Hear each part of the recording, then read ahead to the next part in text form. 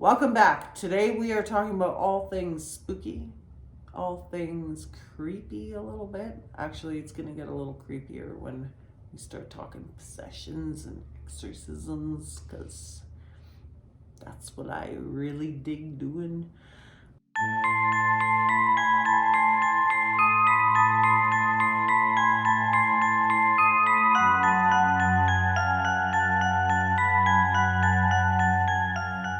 What up, my fine friends across the world? How are you?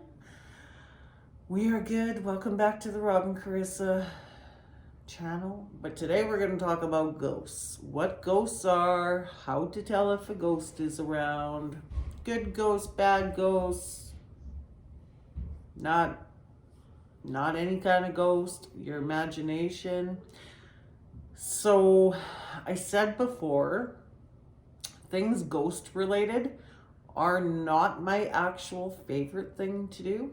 I prefer to work with like the demonology side of stuff. Shocking, I know. Watch my head spin. Just kidding. It's not my favorite thing to do. I do it because it's part of my career, but I have a team of people that actually do the majority of it for me, unless we're dealing with demonic stuff. And then, of course, then that's right up my alley. And so, what is a ghost? A ghost is, like we talked before, a ball of energy. You will be able to capture your own ghosts by taking pictures, by taking videos, by using audio recording. You can even go so far as to go and get yourself some ghost hunting kits. I'll maybe show you that in another segment, because to be dead honest with you, this is sitting on top of all the ghost hunting equipment and I won't be able to get it down. But I will bring it out for you at some point, okay? So ghosts come in all shapes, forms, and sizes. Normally, you're going to catch a ghost if you're not using like your clairs that we talked about. You're going to catch them in these orbs. So orbs are usually see-through, enough so they're opaque that you can blow them up on camera and see a face or see an object within it. You'll catch them on video streaking across the screen. Now, I am a skeptic when it comes to ghosts, believe it or not. I will not go into a ghost hunting situation. I'm really sorry about my dog's toenails. I know they don't need to be cut. I will go into a ghost hunting situation with a full questionnaire before I even begin to make sure I'm not dealing with somebody who's got some mental health problems, wanting to make things up for drama, like we said before. Maybe they got electrical issues in the house. I'm the biggest skeptic. It's terrible. So I go through all of that first. So those orb streaks sometimes are dust, guys. Sometimes you're in a really dusty place, no matter how much you clean, and you're gonna have dust streaks, not orbs. So you have to really watch what you're doing. Ghosts, depending on where you are and what you're coming from. I said before, my parents are ghosts when they pop in. Poltergeist. Poltergeist means noisy ghost. Everybody's so freaked out from that movie that a poltergeist can only come through the TV. Woo, come through the TV. Not true. Poltergeists are noisy. Say that 3 times. Say that 5 times. Noisy ghost. So a ghost that can make noise or move things, it's a poltergeist. So that's usually what you're dealing with, or poltergeists. Nothing to be scared of. They can come back and forth, like I said.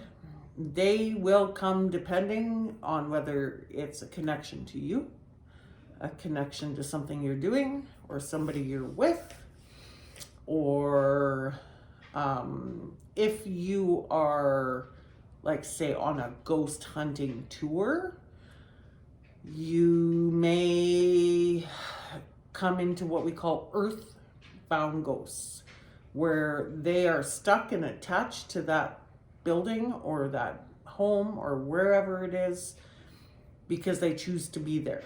Sometimes, like you'll see old farmers who have passed away that are on the land that they used to run. It doesn't mean they're earthbound.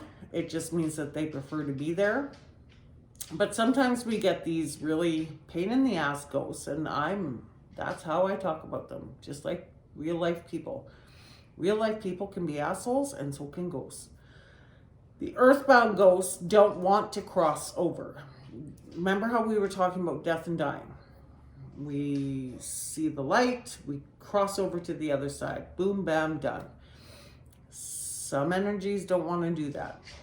Usually it's because they're scared that if they cross, they're going to face judgment and get sent to hell. Sometimes they're just not nice people and really, truly just want to keep terrorizing people and being a pain in the ass. So they walk around in their ghostly way, doing their ghostly stuff.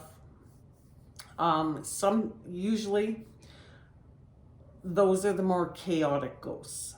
Those are the ones where, like, I got a concussion once from being at a old farmhouse, and the ashtray, it was old style ashtray, right by the windowsill, that's my dog again, came sliding right across the counter and flew. I was sitting in a chair, flew, knocked me in the head.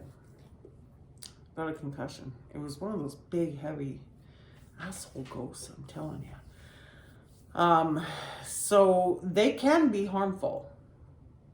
I've been in hunting situations and busting where I was pushed down the stairs, broke my ankle, visibly pushed, like I was just standing there and you could actually see as somebody pushed me, fell down the stairs, broke my ankle, still went on ghost tours, still did my thing, yelled at the ghost, told him it was an asshole. I've been scratched, I've been, you name it, these nastier ghosts, and those aren't even, I'm not even talking demons. We can have some nasty ghosts without them being demons. They're just bitter about whatever it is. A lot of times you'll see women, olden day, like way past my time, which is way old, that went to, I don't want to say nuns, because nuns usually aren't scared to pass, but really had this belief that they were going to go to hell, so they stick around and they just terrorize people. But so ghosts can be anywhere. Usually there's like hot spots, right? Hotspot locations of where these earthbound ghosts are sticking around and they're not taking off. They just want to be around, so people will go. Now, when we're talking about ghost hunting, you guys, it's like any other profession. You aren't going to be an EMT or a nurse and not wear gloves when you're touching a patient. Same thing. Well, you don't have to wear gloves with ghost hunting, but you have to be respectful of the rules and know that there are risks and challenges to both. It's not as simple as just showing up and being like, come on, ghosty, let's do it. I mean, you can do that. I've seen a lot of ghost hunting shows where they antagonize the ghosts. Chances are that at the end of the show, they're not feeling so good. That's why I don't ever antagonize them. I will fight with them if they're not nice ghosts and they're terrorizing people. Again, we're still talking at the ghost level, not the demonic level. That's next time. So ghosts are everywhere. Actually, I literally just saw an orb kind of shoot through here. Ghosts will come in that orb form that you can catch on anything. The reason why cameras catch it and phones and all our new gadgets is because it refreshes and our eyes can't see that refresh. That's why it's harder to see it face to face rather than catching it on something. So the orbs, you'll catch them going in motion, which is called an orb streak. Then that orb, if you can keep it on shutter or some type, will form into a person or the silhouette of a person. There's notorious hauntings everywhere across the world. Even in Canada, we have, even in the city that rhymes with fun, we have ghosts. Some really creepy places that we have been to countless times and are bored of because they're earthbound. So ghost hunting is fun for a lot of people, not me necessarily, because I'm busy doing other stuff. Wow, when we start talking demonology, then I'm in. You don't have to get rid of ghosts. Like when Nicole, who is my top ghost hunter, comes to my house and she smudges my home for me to get rid of like icky stuff that's been creeping around, she's not getting rid of my mom and dad ghost or my nephew ghost. That's just kind of getting rid of what we call lower energy ghosts. But it'll keep the good ones, the ones that you want. So it is true. You should talk to your kids about ghosts too, that there's nothing to be scared of. Sometimes kids at a certain age don't understand. It's great to have a good lesson with them, that there's nothing to be scared of, completely normal. Children are the most intuitive because their brain isn't scrambled with ideology and judgment and all that other kind of stuff. It's us asshole parents, actually, that shut their gifts down at an early age. So my 10-year-old daughter, I was just telling people last night, got pulled out of bed, and she just calmly walked into my room, sassy pants, and said, "Mom, I am sick of you not dealing with the stuff at home because you're too busy doing it for everybody else. I just got thrown on the floor. I'd appreciate getting a good night's sleep." That's the way my kids have been raised. It's totally normal. A 5-year-old or a 6-year-old who's never had this kind of stuff going on isn't going to understand. The worst thing that you can tell a child is that it's not real and to go to sleep.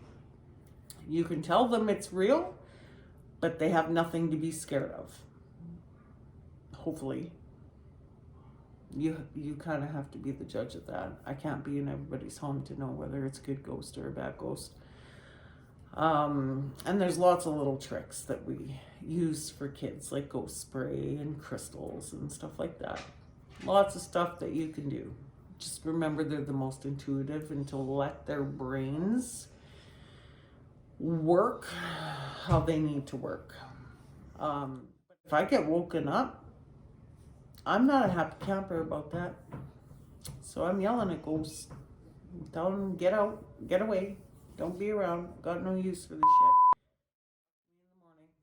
And 9 times out of 10, they're like, chill, cool. Cool, sis. We got you. We'll come back. And they do. So you don't have any reason to be scared of ghosts. When you're like going into like where I like going, like insane asylums and haunted hospitals and that kind of stuff, that's my favorite kind of thing to do. Those can be edgier ghosts that you really need to be on your toes, so I wouldn't recommend that to somebody who hasn't had some experience in it.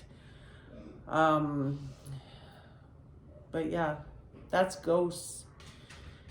And that's it. That's all I've got for you on ghosts. I'm sure I'll talk about it some other time. But I wanted to be able to talk about all that so that we can start talking about possessions and Ouija boards and fun stuff. And then we'll start getting into our weekly segments where you can ask me questions to talk about. We're going to do the pets and possessions, where I'm going to tell you some really neat possession stories, even real life stuff that we've got. That bitch possessed. That one right there. Actually, myself and my team member are going on an exorcism tonight of a human. So that's going to be fun. So I have to get off here because I have to go slay some demons and save some souls. That's it for this episode, you guys. Keep it real. Love you all. Mwah. See you soon.